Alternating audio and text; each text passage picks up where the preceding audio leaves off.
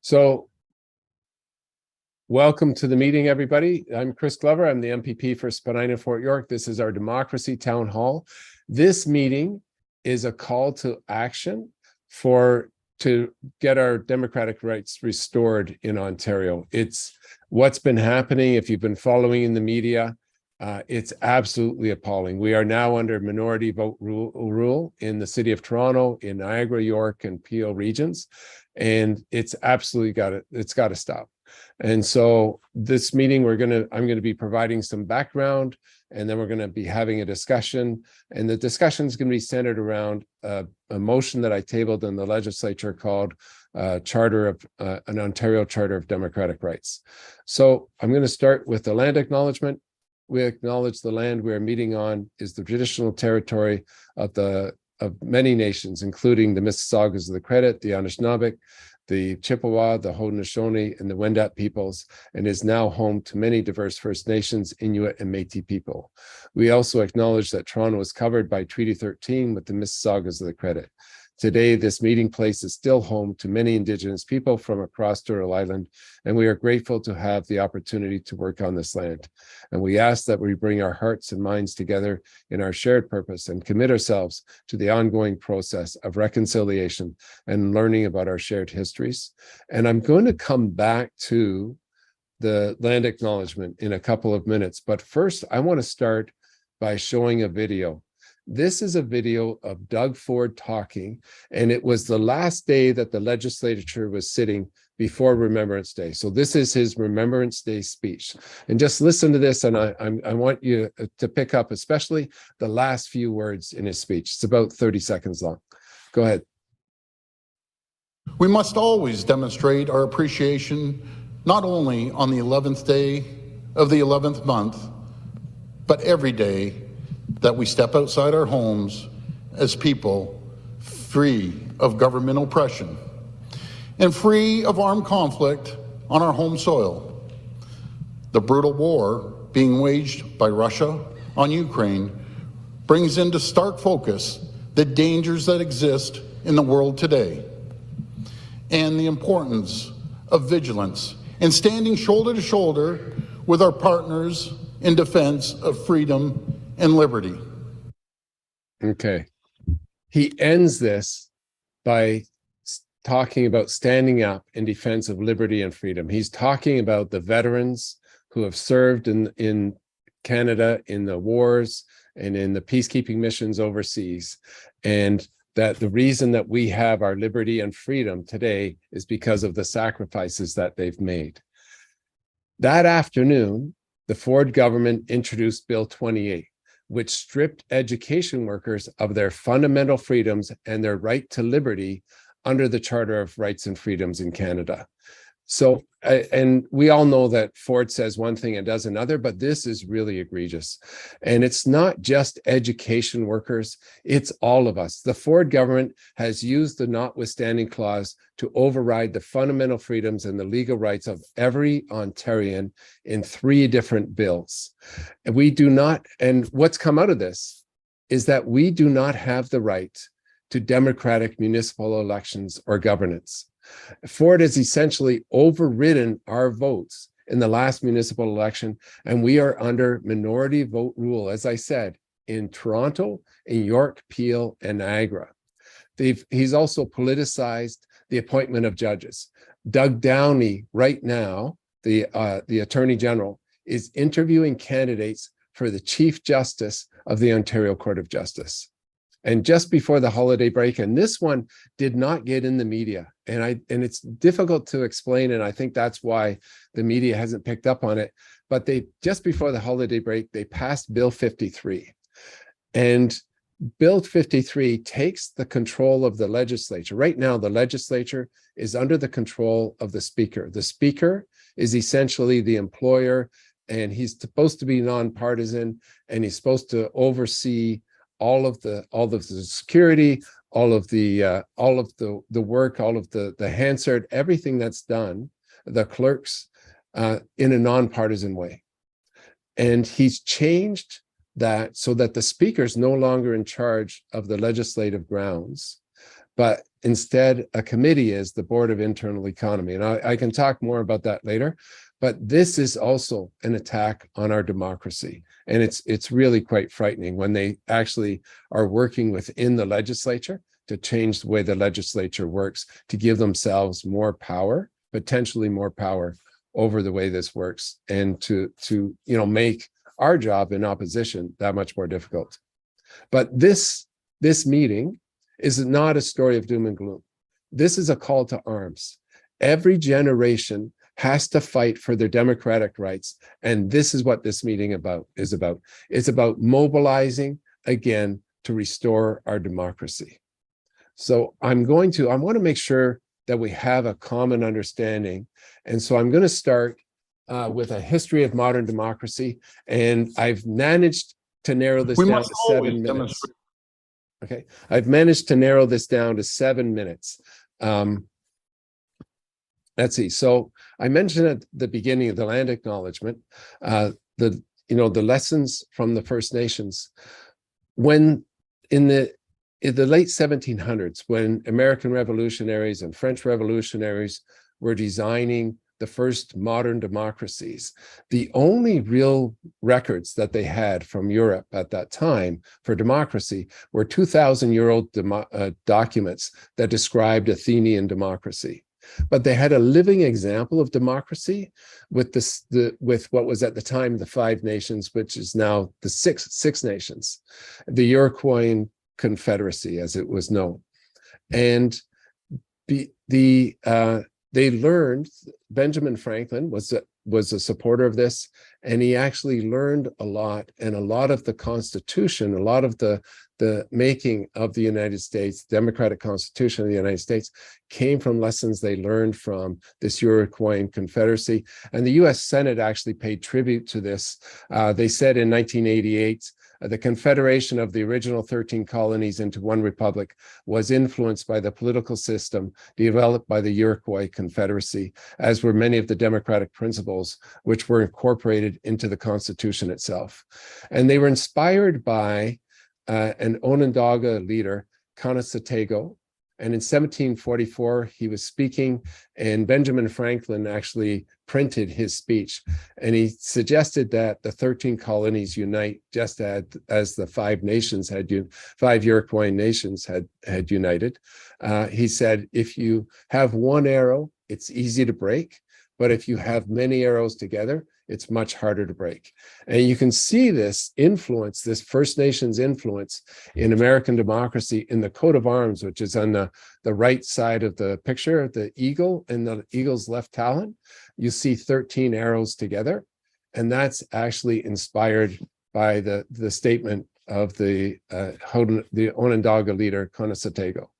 So I wanted to start there because democracy in the late 1700s was a really radical concept. And the revolutions in France and in the United States were very radical.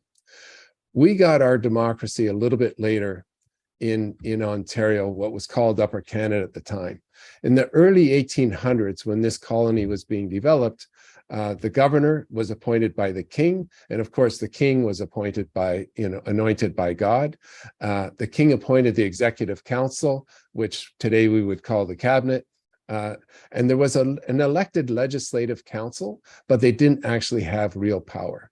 And the executive council, the one that did have power, that was appointed, was mainly made up of the family compact. And it included names that you'll recognize because they're common street names in downtown Toronto: Strawn, Denison, Baldwin, Jarvis, Osgood. All of these people, many of them were granted large parcels of land in what was York or is now Toronto.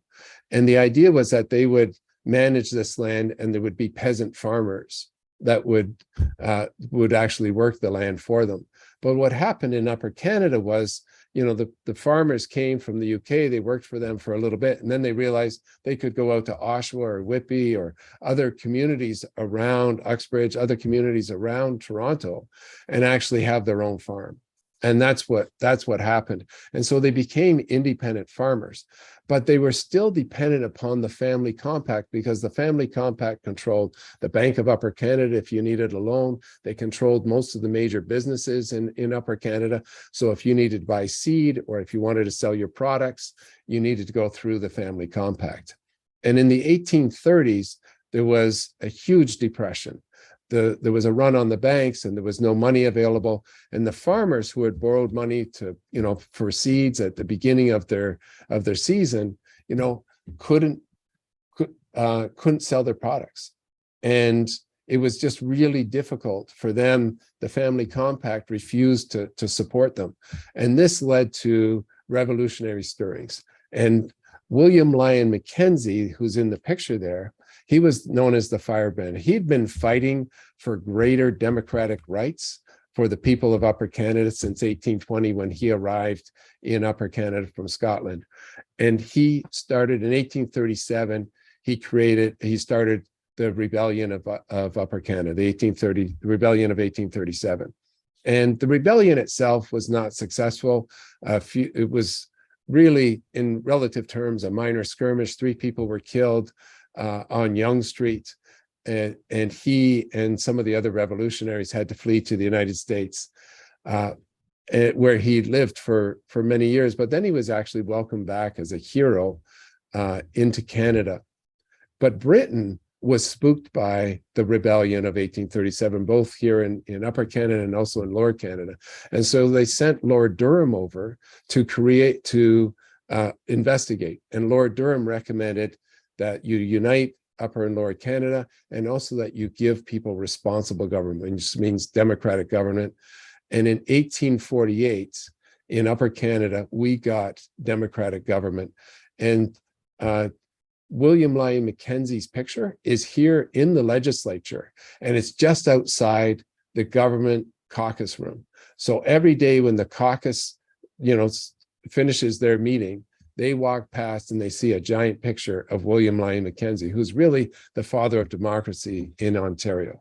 Okay, can we go to the next slide?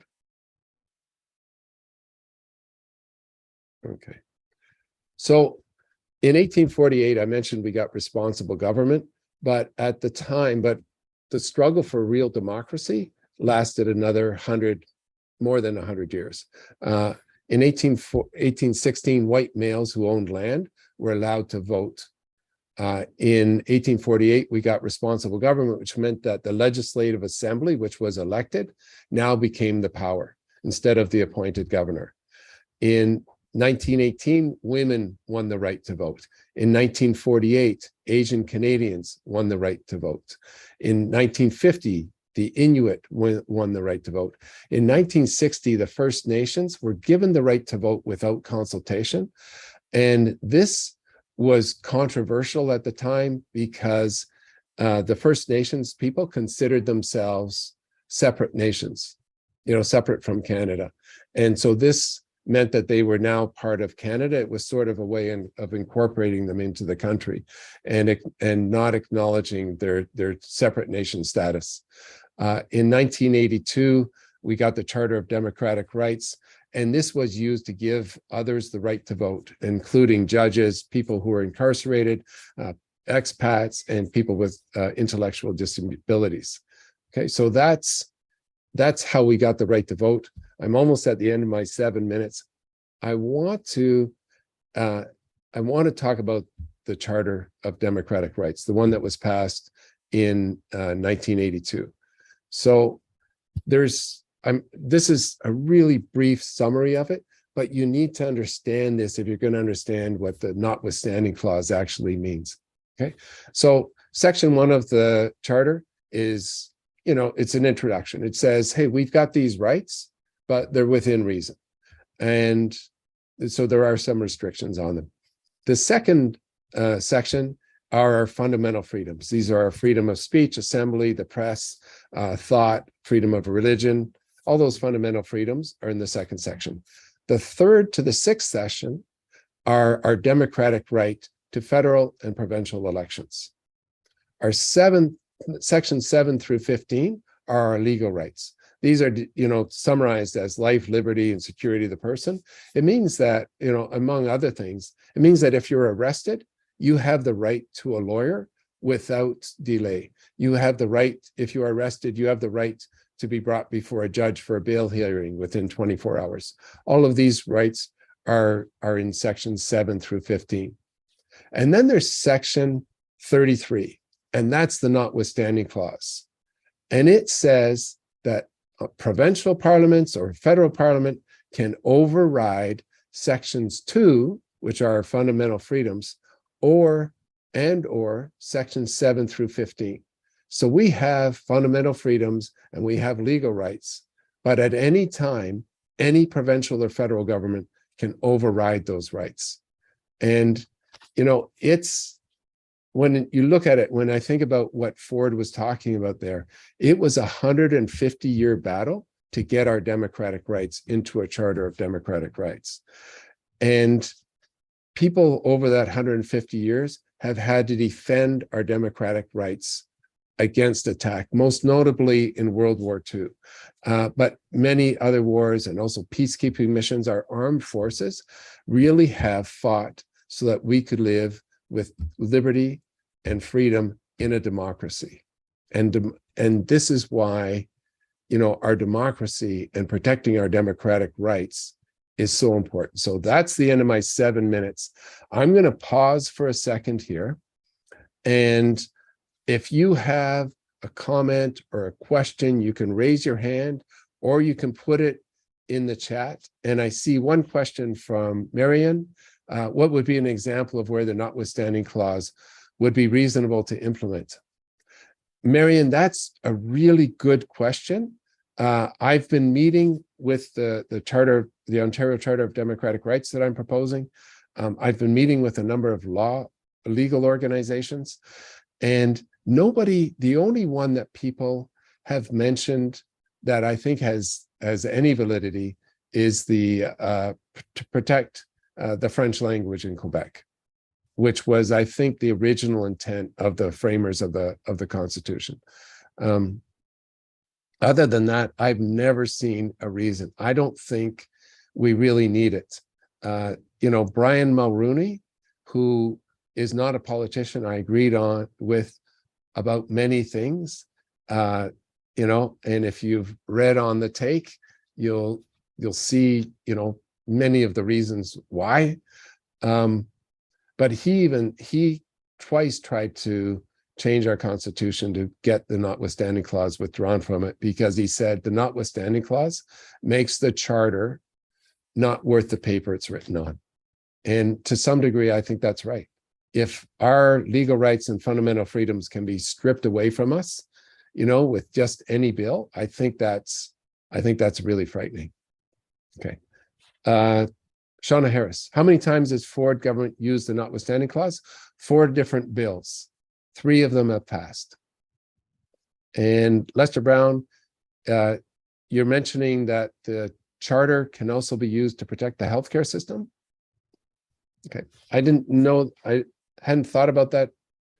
Is that a statement or is that a question? No, Chris, it's a statement. Okay. Because if, especially in this case in British Columbia, where the doctor is challenging his right to wants extra bill, and if that goes through the courts, I would hope that the notwithstanding clause would be to say to the courts, no, too bad. This is more important than what you have to say. I think that it should be clearly kept away from actually even in using it against minority rights. I think that it should be, any of those or any of the ways it's been used against workers, it shouldn't be used in those cases. But I think that there are cases where I would want the government to overrule the courts, and that's one example, one item where we would, because you would get courts that may look at the American way of doing things, of saying that they have the right to do whatever they want with their property, and I think You know that what, those are the kind of Lester? things. Yeah, I appreciate this feedback, actually, and this is the kind of feedback that we're looking for on our charter. So, you know what, I'll take that into, we'll add that to the feedback that we're getting. I would say, the section 1, the Canadian Charter, it reads, the Canadian Charter of Rights and Freedoms guarantees the rights and freedoms set out in it, subject only to such reasonable limits prescribed by law as can be demonstrably justified in a free and democratic society. So there is, like, within the first section of the charter, there are limits to what can and can't be done. And I don't know whether, it'd have to go to the courts to determine whether how the courts would rule in the British Columbia case. Okay. Let's see, Shauna, you're asking that, many people are unaware about how devastating these attacks on our rights and freedoms are. How do we build momentum and awareness on this? You know what, I'm going to park that question for the end discussion, because that is the meat of this meeting. That's what we want to be getting to. How do we actually mobilize people to protect our democratic rights, because they are under attack, and it's really quite frightening. Okay, the next part of this presentation should take about 5 minutes, and it's a listing of all the attacks on our democracy since 2018. But before I get into that, I want to tell you a little bit about why I am here.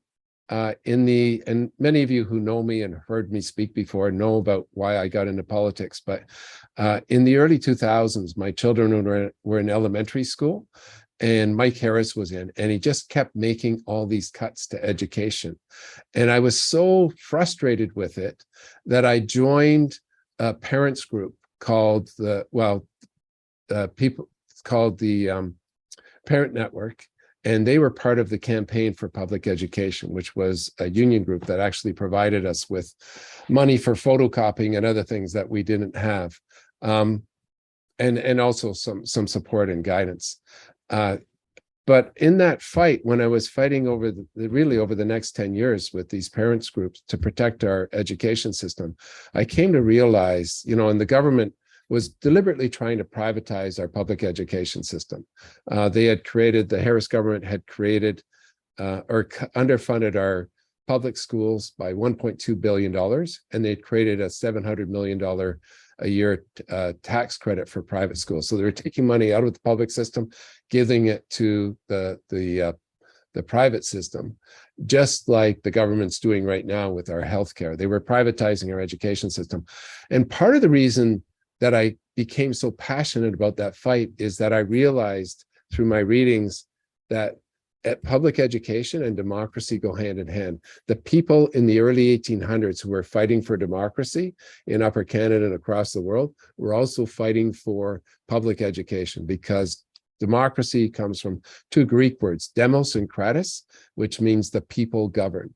And if the people are going to govern and govern themselves, then they need to be educated. So public education was actually key to that. So all of the work that I've done over the last 20 years as an activist, as an angry parent, as a school board trustee, and now as an MPP, it's all been geared towards protecting our democracy. And so when this government came in 2018 and started attacking our democracy, it was absolutely shocking to me. And it was really, really appalling. So I'm going to go through a brief listings of some of the things that they've done. Bill 5, when they got into power in 2018, they canceled 4 regional chair elections that were underway and changed Toronto's election from 47 to 25 seats. This was overturned by the courts, and they introduced Bill 30, which used the Notwithstanding Clause to strip Ontarians of their legal rights and fundamental freedoms so that they would be able to make these changes to those elections. Bill 5, it turned out this went all the way to the Supreme Court, and the decision from the Supreme Court is that Canadians do not have the right to democratic municipal elections. Okay, and if you remember when I was talking about the Charter of Rights and Freedoms, and can we go up a couple of slides to that slide, please, Sam? Sam is in the background here, and she's navigating the slides for us. Okay, In sections 3 to 6, we have the democratic right to federal and provincial elections. The Charter of Rights in Canada is silent on municipal elections. We call them elections, but they are not necessarily democratic. And what we saw after the last municipal election was Doug Ford appoint regional chairs in York, Niagara, and Peel. And those regional chairs can now make decisions with only 1/3 of the votes of the councillors who are elected. So they have completely overridden the results of that municipal election. And they feel that they can do that because of that Supreme Court decision that came down in 2021. Okay, can we go back to the other slide? Okay. Let's see. Other things that they did. When they got into power in 2018, he tried to appoint Ron Taverner, his friend, Ford tried to appoint Ron Taverner as the OPP commissioner. And this is a complete violation of the separation between the judiciary and the political side, the executive and the legislature.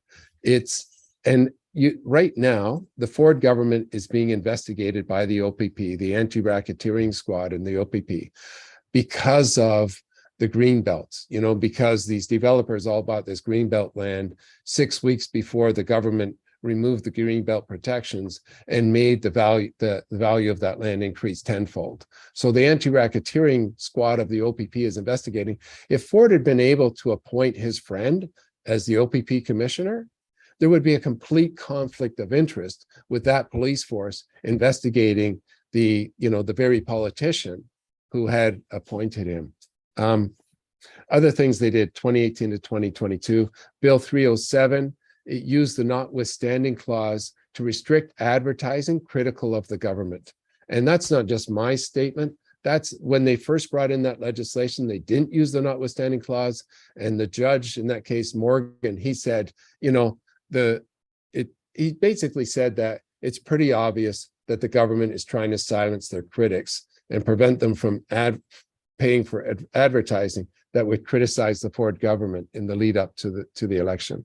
Bill 187, they changed the appointment of judges so that they would be able to appoint partisan judges. And Bill 185, they made amendments to the Emergency Measures Act so that during the pandemic, they would be able to govern with the emergency measures without having to come back to the legislature every 30 days. And they made it in perpetuity. So basically throughout the pandemic, they were governing with the emergency measures powers without the oversight of the legislature, without having come back to the legislature and justify why they were doing that. And this was so appalling that one of the Conservative MPPs actually left the Conservative caucus because of that. Okay. Now, I mentioned 5 minutes. I think I'm probably at 3, so I've got 2 more minutes. I'm going to talk about other attacks on our democracy, this time from 2022 to the present day, because the government got reelected in June 2022, and they came in with their guns blazing. First thing they did was introduced was Bill 3, the Strong Mayors Bill, which gives John Tory much greater, John Tory and the mayor of Ottawa, much greater power over the running of the city. I won't go into details about it, but he introduced Bill 7, which strips seniors of their patient rights so that they can coerce them into the for-profit long-term care homes that were exposed by the Armed Forces report during the pandemic, because nobody wanted to go to them. And so now they're finding a way to get clients for them by stripping seniors of their patient rights. Bill 28 used the Notwithstanding Clause to strip education workers of their legal rights and fundamental freedoms. And Bill 28 did something else too. It also said that this bill will stand regardless of the Ontario Human Rights Code. So the Human Rights Code makes it illegal to discriminate against people based on their gender, their age, their religion, their disability, and their I think I mentioned race. And I have asked some lawyers about why would they put that in there? And the conversation has turned to the education workers who were affected by Bill 28 were 70% women, and they were disproportionately people of color. So if that bill had stayed in, then the workers, the CUPE workers, would have been able to make a complaint to the Human Rights Commissioner. And so they were trying to curtail that by making it legal for the Ford government to discriminate against women workers and people of color. That's the gist of what that legislation actually did. Let's see, Bill 23, the Fewer Homes Built Slower Act, is a $5 billion taxpayer donation to developers. And it's, with the investigations going on by the Auditor General, by the Integrity Commissioner, by the OPP, it's pretty clear that that's a very corrupt bill. Bill 39 is the other one. And this is what really stimulated me to create this Ontario Charter of Democratic Rights. John Tory is now governing the City of Toronto, and he only needs 1/3 of the votes of council to make that happen. And as I mentioned before, it's the same, it's even worse in Niagara, York, and Peel, because Ford has directly appointed the councillors, the chairs there, and they're able to govern with 1/3. This is the first time in the history of the world that nobody's been able to find another place where you have minority vote rule. Even in dictatorships, they at least put the pretense of having majority votes out. Now they've even disposed of having the pretense of that. And I mentioned also that Doug Downey is interviewing candidates for the Chief Justice of the Ontario Court of Justice. Imagine if the OPP does lay charges in the Greenbelt scandal. The Chief Justice that Doug Downey's now interviewing would be appointing the judge, or could be appointing the judge that may oversee that trial. So this is a summary of the attacks on democracy. I see quite a bit of discussion going on in the chat. So we'll turn to that. And if you, I'm going to pause for another minute before we get to the next part of this presentation, where I will actually introduce my Ontario Charter of Democratic Rights. So if you have a comment or a question, you can raise your hand and we'll take that. And I'll look through some of the ones in the chat as well. Oh, yeah. Charles mentioned that Doug Ford wants to privatize Ontario Works and ODSP programs, through agencies like Employment Ontario. You're right. And it's absolutely appalling. It's just like, if nobody suffers, if anybody's suffering and nobody's making a profit, then this is a problem that Doug Ford, tries to address. I thought municipal councillors were supposed to be nonpartisan, but if Ford can install his people, doesn't this make the 1/3 of municipality automatically PCU influenced? So he's not appointing all of the councillors in Niagara, York, and Peel. What he's doing is he's appointing the chair of the regional councils, and then those chairs they can rule with 1/3 of the votes. And in Toronto, it means that we've got 25 city councillors, 17 city councillors can vote against something, and John Tory and 8 city councillors can overrule that. It's absolutely appalling. Okay. And I see Bahira has written, we are suffering from this notwithstanding clause in Quebec as Muslim women are prevented to practice their religion freely and able to continue the profession, which is resulting in the rise of Islamophobia, and we are afraid this can happen to Ontario and other places in Canada. But here I absolutely hear what you're saying. We in the Ontario NDP have taken a very strong stand against the use of the notwithstanding clause, against the religious symbols, the Religious Symbols Act that was passed there. It is an example of Islamophobia. And when governments endorse Islamophobia, it empowers, Islamophobes in the community. And I think that is leading to some of the attacks that we're seeing. So, I go to the mosque regularly in my area, not as a practitioner, but just to show my support for the Muslim community.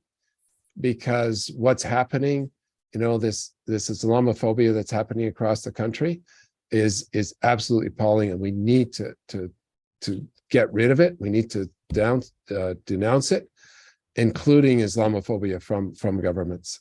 Okay. Let's see. Oh yeah, Shauna mentions the Ford's government conservatives have also removed the ability to take long-term care homes to court for wrongful death and mistreatment. That was Ford mentioned during the pandemic. He said, we're going to build, all these seniors were dying in these long-term care homes at the beginning of the pandemic. He said, well, we're going to build an iron ring around these long-term care homes. They did absolutely nothing. But 6 months later, they passed legislation that makes it very difficult to sue the long-term care homes for negligence. So all they did, they built an iron ring around the investors in the long-term care homes and the managers who are not looking after the seniors in their care. Okay. I mentioned at the beginning of this that this meeting is a call to arms, that this is an action-oriented meeting. And I think for me, one of the most inspiring, and I think for many of us on this call, the most inspiring thing that we've seen was the fight against Bill 28. And Sam, you can see the pictures there of the fight against Bill 28. It was a mobilization of unions, of the NDP, of citizens to fight against this egregious attack on our democratic rights. So, Sam, we've got a slide, a video there as well. Can you show that video of the fight? Today, Mr. Lecce moved third reading of Bill 28, an act to resolve labor disputes involving school board employees represented by the Canadian Union of Public Employees. All those in favor of the motion will please rise one at a time and be recognized by the clerk. This is when the government was voting in favor of Bill 28 to strip education workers of their legal rights and fundamental freedoms. The union leaders were in the gallery. Bill Bailey is waving at them. All those opposed to the motion will please rise one at a time and be recognized by the clerk. Mr. Van Paul. Mr. Van Paul. Ms. Sutton. Ms. Sutton. MPP Tanner. MPP Tanner. Ms. Gretzky. MPP Andrew. MPP Andrew. Ms. Kabocha. That's Bill Andrew pointing at them. Listen to them and go hard and please, 74, the nays being raising your 30. fists and I so declare the motion carried. They actually applauded. And school workers waited anxiously around a loudspeaker to hear the news from their union leaders. We have received and can confirm that the Premier will introduce and support legislation that will repeal Bill 28 in its entirety.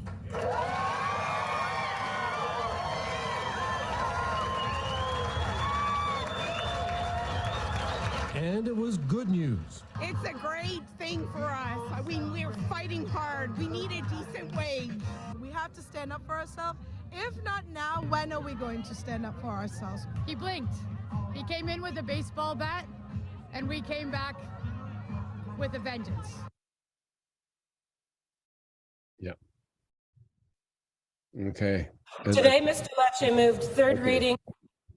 Thank you. So we won. This was a huge victory. I've never seen, I don't think we've seen the union movement across this country united in that way, and citizens across this province united in this way as they were against Bill 28. 4 days after passing it, they repealed it. They had their tail between their legs and they repealed it. And now we need to make sure that they go back, that they have to repeal Bill 39 and the other bills that are attacking our democratic rights. And we need to make them pay politically for this.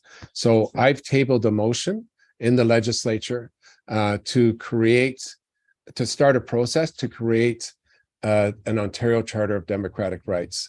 And the consultation for this will start with the following principles. I'll read them out, and then I'm looking for your feedback on these, okay?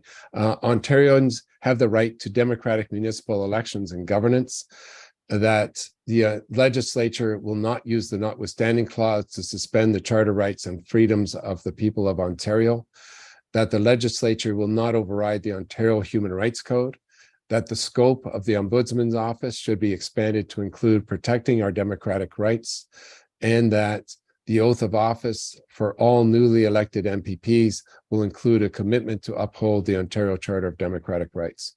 The reason for the last one, last part of that is in the 1950s, Bill Diefenbaker passed a Bill of Rights. And the problem with that Bill of Rights was that it was just legislation. Any subsequent government could override that Bill of Rights. In fact, any legislation that any subsequent government passed that did infringe on that Bill of Rights, the later legislation would take precedence. So it could be overridden without even an acknowledgement that it's being overridden. So we need some way, like when we get this passed, and we need to get this passed. When this Ontario Charter of Democratic Rights gets passed, we need a way to enforce it. It has to be more than just a statement that future governments will be able to override. We need to make sure that we do actually have the right to democratic municipal elections and governance, that the Notwithstanding Clause is not used in the way that it's been used, and that the Ontario Human Rights Code is not overridden. So the two ways that I've got to try to secure this are using the Ombudsman's office and the oath of office of new MPPs. Okay, so I'm open for questions and comments. Now we want to talk about actions. Shauna, you were talking about actions at the beginning. This is where we open it up for the discussion. So Sam, we can stop sharing the screen.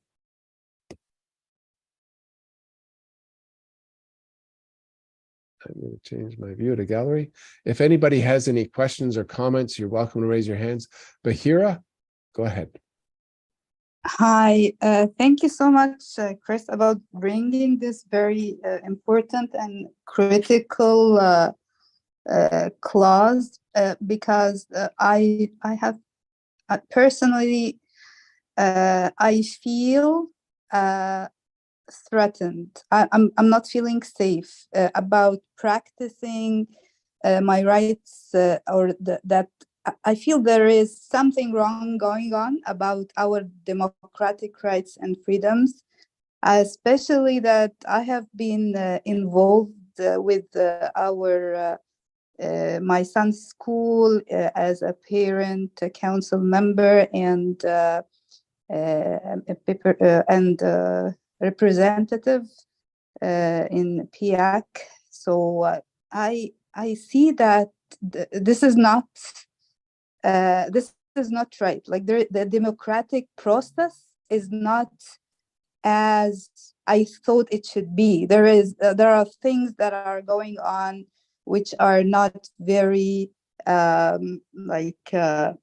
clear, transparent, and we need to do something. I was shocked, honestly, and I am very happy that someone is. And also, I talked to some officials, and they are completely ignoring to tackle this point, which is the most critical point that we need to hold on. Our democracies, our freedoms, those are the basic rights that if we really ensure that they are there, everything else will go correctly in the country. You're absolutely right. Democracy is the tool that we use to fight for all of the other things. It's the tool that we use to fight for our environment and the green belt and public education and public healthcare. Like, if we do lose our democracy, we lose the power to fight for all of those things. And I want to respond to what you said at the beginning. It's this Islamophobia, and in particular the Islamophobia perpetrated by the Quebec government, is absolutely appalling. And I want you to know that the vast majority of us stand in solidarity with you and your right to practice your religion and to wear whatever you like to wear. And so know that you are not alone and that we stand in solidarity with you. Yeah, thank you so much, Chris.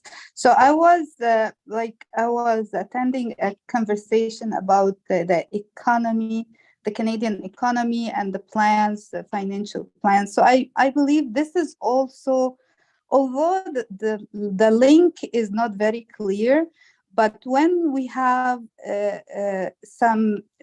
now, like the Canadian economy is based on immigration. So when we bring immigrants into Canada and refugees, and then don't give them the right to practice their democratic rights freely, and then the organizations do not select or do not give the positions to people based on a very transparent system. So it will have definitely a negative impact on the economy when we put people who are not qualified. Absolutely. You know, it's, position. yeah, I want to make sure that Marion gets a chance to ask his question as well. But you're absolutely right. The policies that this government are pursuing are terrible for our economy. You know, both the anti-democratic, because it destabilizes our society, you know, and the one thing that investors are looking for and that company owners are looking for is a stable society, a stable, healthy democracy. And this government is undermining it. And also the other things that they're undermining, like privatizing our public healthcare system. Our public healthcare system is one of our biggest competitive advantages.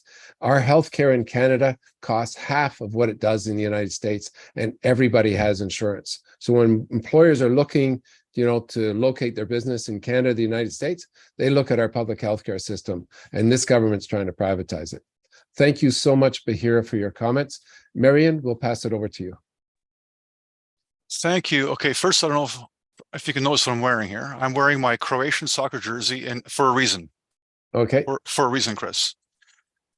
In the 90s, you may recall there was an internal struggle in former Yugoslavia. People died for the sake of democracy. In Croatia in particular, I'll get to my point, in Croatia in particular, people started their little struggle with just handguns and rifles, that whatever they can find. And they were successful in creating a nation. They successfully were able to expel communists from their territory, and now they're part of the EU. So when I hear an attack on democracy, it hits me. So I'm wearing my jersey here, my Croatian jersey, to kind of inspire you a little bit, because your fight is everyone's fight, and it's not just Ontario. It's in the bigger scheme. If you think that only Ontario is going to be looking at this, for sure the rest of Canada will as well. Now, let me just turn off my video for a second. Okay, so let me kind of wrap my mind around how we can proceed from here. I had a good understanding of what you presented, as far as it was very interesting to go through all the bills, to see all the attacks on like since 2018. I would like to see it's kind of summarized in a succinct way that the average Ontarian could easily understand it. I'm talking common basic language. It needs to be kind of put out there in social media, of course, leaflets, I don't know what. But if you're going to go out there now to legislature and try to pass your idea here, first of all, you have a minority. That's one problem. We have a minority government. I was to say we are the official opposition. We're the official opposition. Yet we're outnumbered. Okay, so the question is, okay, it has part to do with how you're going to convince some of the people on the other side, and really you need to get it on the minds of the average Ontarian to be angry. The NDP tend to be, in one sense, a little bit soft. Okay, we're all for social good. Sometimes we need to step up a little bit and be a little bit angry. So, Mike, is it a question? Is it a comment? You take of it what it is, but I'd like to see what your response is to how we're going to get the average Ontarian to come on board. You're right. You know what? And I agree that we need to find a way to explain what I explained over 20 minutes in simple language, you know, and that's going to be the challenge for sure. And we need to make people angry. And I think one of the things that I'm looking for, and I've got people watching for it in a few of the regions, we need to be watching it in every regional council that's been impacted by this, is the first vote that goes through with minority rule. That is an historic moment in Canadian history, and we need to acknowledge it, and we need to blow it up in the media to make people aware that the votes that you cast in the last municipal elections, if you live in Toronto, York, Peel, or Niagara, they have been overridden, and you do not have democratic governance in any of those regions and in the city of Toronto. So you're right, we need to find ways, and I think one of the first pieces that we're going to be looking for is that first minority vote that passes against the majority vote. Okay. And in the meantime, you're right, we got to look for ways to simplify the message. Shauna. Yes, hi everyone. So this is just an incredible town hall. Thank you so much, Chris. And I'm really excited about the concept of discussing next steps in mobilization. So we have recently seen the power of what mass mobilization can achieve, right? And so keeping in that spirit, I'm wondering about timelines, like how much, sort of moving to that end goal of you've tabled the motion. What are the next steps? What type of timeline are we working with? And what are we building to? Are we building to this sort of mass mobilization like we've just seen with Bill 28? Are we looking, and how do we get there? Right? Getting everyone involved, getting unions involved, our progressive institutions, our democratic institutions, things like that. I'm wondering what the goal is, and then working, creating an action plan to get to those steps. Okay, so what I've been doing so far in the month of January, I was meeting with different legal organizations to get their feedback on this charter. And generally the feedback's been pretty positive. They've raised some concerns, and the idea of this is to get that conversation going. And that's what we've been doing. But generally, the feedback so far from the legal community has been generally pretty positive. They think that something like this makes sense, and they're supportive of it. I've got a private members bill time slot in September. That's what I'm working toward. And so in the next step is to mobilize in communities that are affected by this, and also to mobilize to reach out to unions. So I've had some casual conversations with some of the union leaders. They seem very supportive of this. They're also deeply concerned because they recognize that their power to fight for the rights of workers depends on having democratic governance in this province and in our cities. And so they have been, they've been supportive. We need to get them on board, and that's one of the next steps. So I'm going to be reaching out and meeting with unions. Okay, Max, you're up. Hi, Chris. Thank you very much for raising this issue. I didn't realize it was such a big problem, but it is. So in order to help you,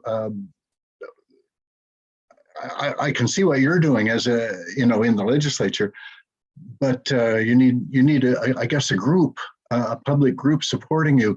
Is there such a public group? Does it have a name, or are you looking for a name? Like, what are we joining? Okay. Yes. Okay. So you're signing up. That's great. That is one of the next steps. We're setting up a work group, and you're welcome to join, Max. And we don't have a name for it yet, but maybe Restore Our Democracy. I was thinking Democracy Ontario, or how about Democratic Us?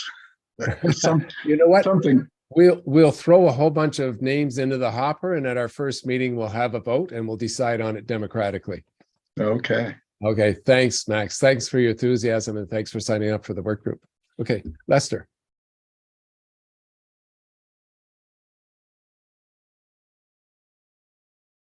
Lester, can you? Hi, yeah, that was on my I'm on my phone, so it was difficult getting unmuted. I just want to, you mentioned that when a certain issue comes up, and a certain an issue, like, for example, when 1/3 of the city council and the city council makes a decision and makes it on behalf of the city, that's going to be the main that'll be a point where people will really get concerned. And I find, though, one of the problems with right now is that in Toronto, the mayor seems, some people have said, well, you know, this could be bad for future mayors because this mayor is not so, but this mayor is pretty bad. But the thing is that he's got control of 50% of that council. Shelley Carroll going along with him on almost every vote. Brad Bradford going along with him on every vote. I mean, yesterday it was shameful that they voted down on the warming centers. Yeah, on the warming centers, that it was voted down based on you know, a motion by Councillor Thompson, and he won. And that's one of the issues. That's why that issue may be a while in coming. And we do have to look at, like with the other issues that occurred in the early part of his regime, and with when the Notwithstanding Clause was used against the CUPE workers, those were, you know, direct actions that directly affected an area, or when they cut the number of councillors. A lot of people that showed up at those meetings, and I showed up at quite a few of them. I was actually almost arrested at one of them, but they had, I was, I think, the last person to leave before they started arresting. They arrested this one woman. I was the only last person to leave before that. But they, at that point, we had, you know, we had a direct impact because they were going to drop, you know, quite a few of the wards in Toronto, drop half of the wards. And a lot of people that showed up were people that, I know one meeting I was at where the guy started really yelling and he got escorted out immediately, but he was somebody who was running in that election. But right now we need some main issue that is going to really impact people, and people really going to see see the problem with this. I think, you know, and this is the challenge, you know, because democratic rights are intangible in many ways. You know, the cost of the corruption in the green belts, that's really tangible. That's billions of dollars that is being lost, right? And that's being stolen, basically, or apparently being stolen, allegedly being stolen. You know, democratic rights are a little less tangible, and it is harder to mobilize people around this. But, you know, and this is the challenge of what we're facing. But I think people like Marion, you know, who's come from, and many people have come from war-torn countries, you know, and come here for the democracy, or they fought for democracy in their homelands. You know, those people really understand the value of democracy, and they understand the threat. So I think we will just have to build our movement slowly, piece by piece. I want to let Julia have a question here. Go ahead, Julia. Hi, Chris, and thank you to you and everyone who made this town hall possible, and all these amazing questions and comments. I think we're on the start of something really promising and really good here. Just a comment from me, I guess, or maybe a question, maybe both. How are we going to be able to translate this message and translate the meaning behind what we're trying to accomplish in different industries and different capacities, so that people can put it into context?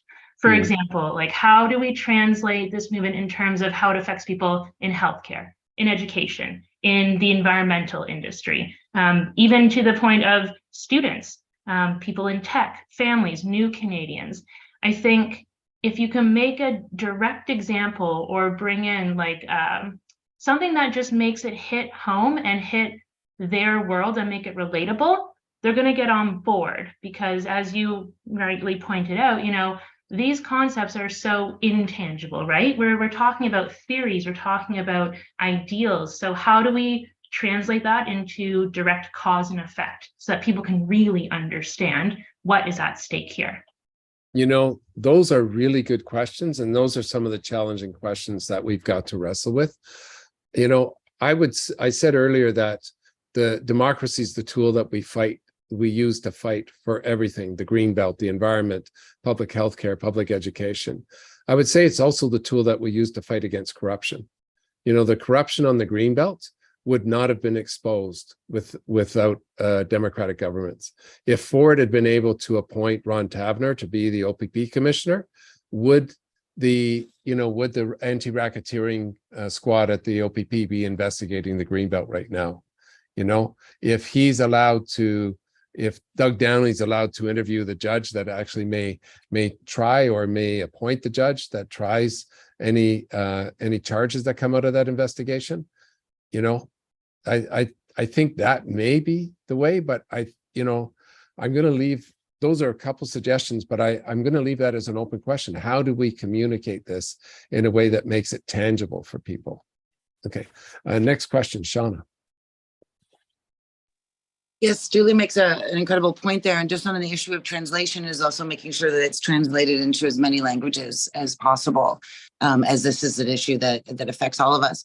And one of the things that I think is incredibly exciting about the working group here in Toronto is just building that, to include the province, right? Reaching out to all of our networks. Like that's one thing that we can do even before our working group is set up, is to talk to our neighbors, talk to our networks across the province and really bring this issue to the forefront and have working groups in each area who can help us with that work. It can help us with that messaging. So we might be aware of issues in, the city of Toronto, but we lean on our experts and our folks in other regions to help us frame what types of issues are important.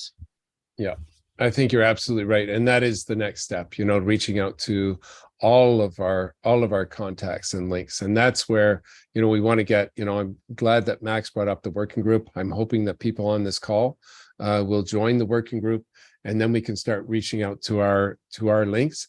And I like the idea of what you said too about translation. Like I would love to be able to, I'll write up a one-pager in English, and then I'd love to get it translated into other languages and be able to take it to places like the Masjid Toronto, where I go, quite regularly to speak to the members there. So I think that's really good. Those are really good suggestions. Alex. Hi, everyone, and thank you again, Chris, for hosting this. I so appreciate it, and everyone's amazing points on here. It's just an incredible meeting and so informative. A few themes that I'm hearing coming up over and over again are this need for kind of transparent communication and clarity and translation, as well as community. And I was wondering, in the nature of that, something that you touched on in your initial presentation was this minority government is historic in the low voter turnout. Yeah. And what feedback have you collected from constituents in the greater community on two things? One, why the voter turnout is so low in the first place, because that's something that obviously needs to change down the road to reverse this.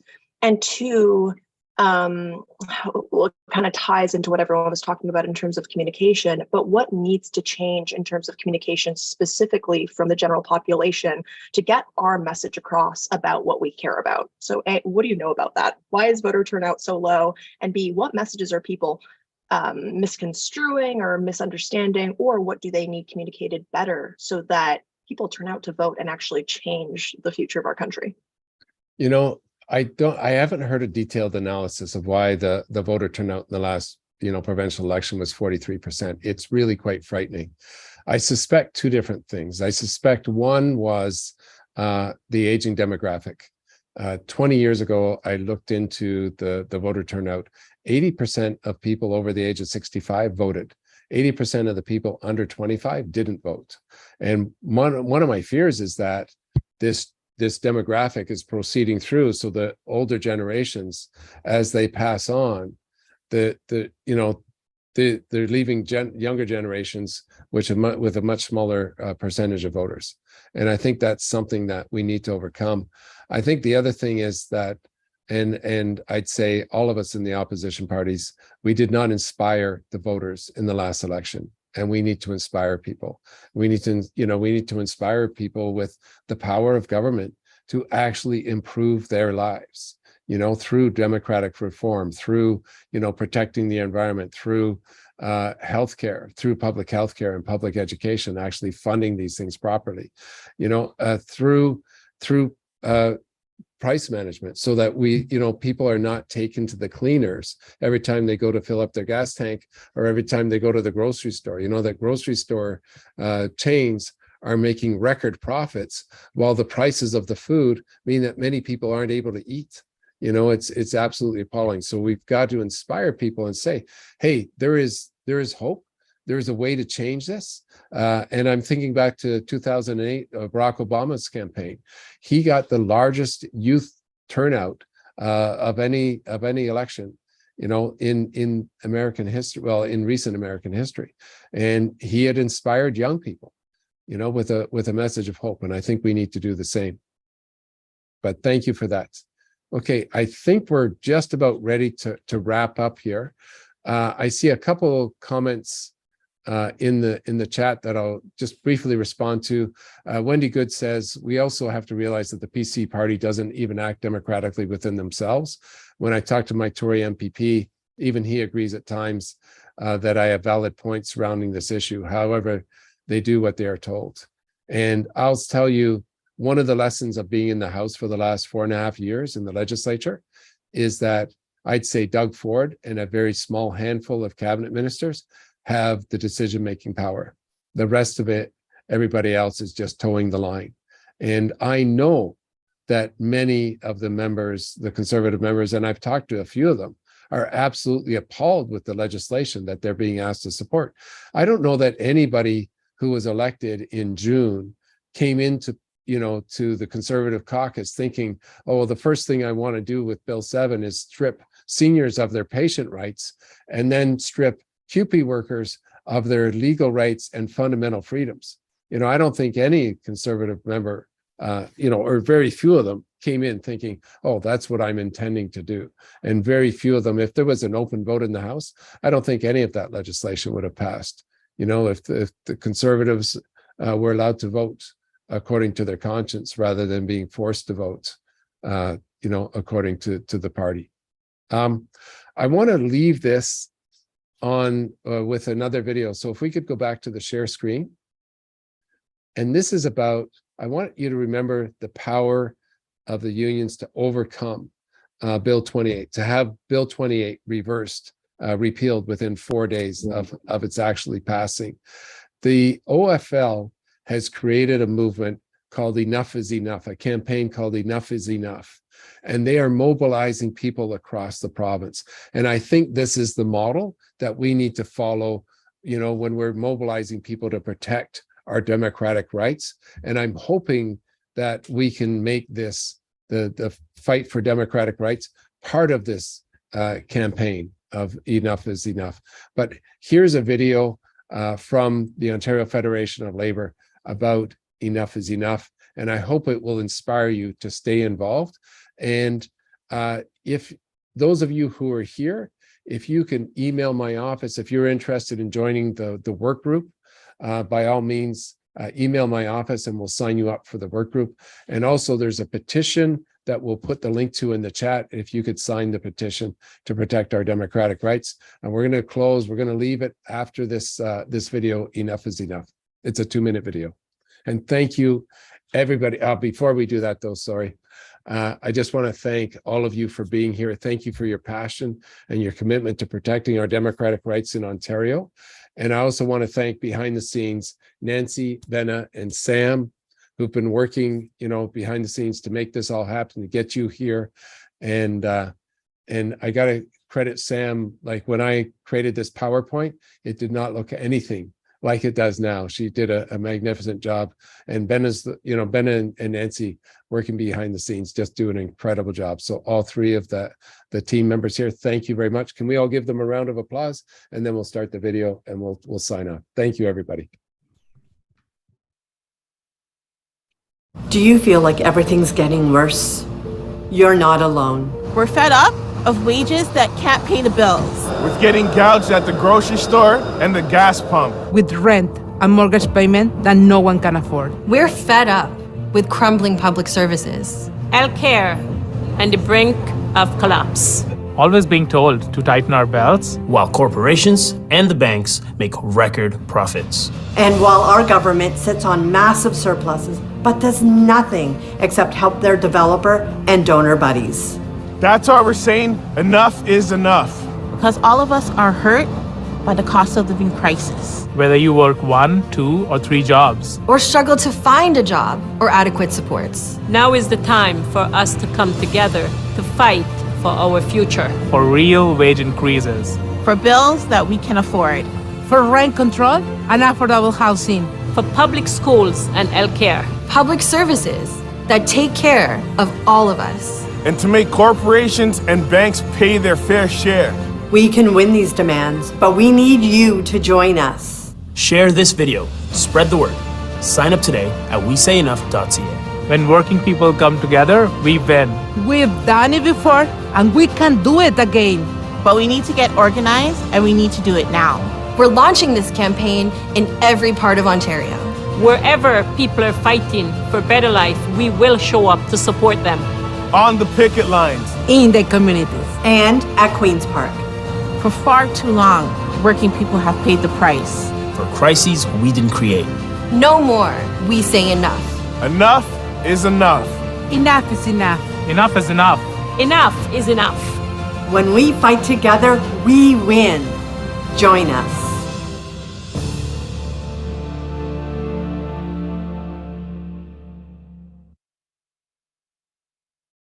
So we'll close it on that message of inspiration. That's the kind of movement that we need in order to protect and restore our democratic rights in this province. And we are going to keep fighting. So if you're willing to join the work group, please send an email to my office. Thank you all for being here.